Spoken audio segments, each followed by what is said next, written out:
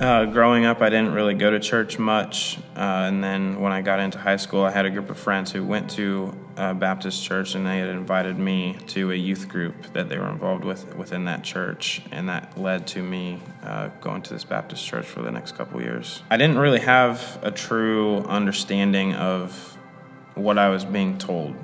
God definitely had an intimidating mantra to him, I guess, the way that it was taught through, a typical Southern Baptist culture. It was brought to me as, you either live this way or you're wrong. When I went off to college, I didn't have really a home church when I was in high school, when I left high school. So in college, I didn't have a home church, but I definitely wasn't searching for it either. Really, nothing changed after college. I left college after my second year. Found out I was going to be a father and never went back to school. When I ended up coming back to Columbus, I actually lived with my roommate who actually went to 514 already.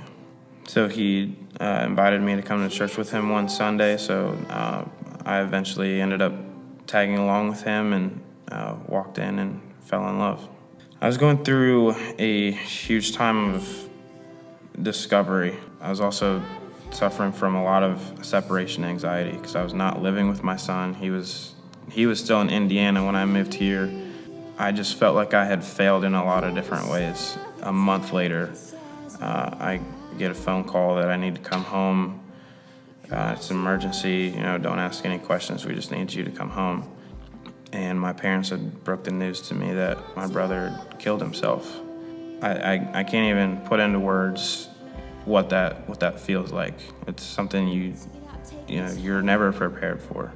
I was in a place in my life where things were starting to move forward, and it felt like everything just came crashing down in an instant. It was just weeks before my brother had taken his life. I don't even remember what the message was for that weekend, that Sunday, but I remember the conversation that Cody and I had after that, which was about Proverbs 3, 5, and 6. I'm paraphrasing, but it talks about not leaning on our own understanding, but leaning on God's understanding and trusting in the Lord with all of our heart. That's a verse that I've heard 1,000 times, but for whatever reason, the perspective that I had from those 2 weeks at 514, combining with the message behind that verse, it all came together, and that was my moment where I made the decision that I was going to live for Christ. I think that's all, the series of events was all God's design, by using that verse and whatever that message was those first 2 weeks to prepare me for an otherwise catastrophic event in my life. That's something that I had never felt before.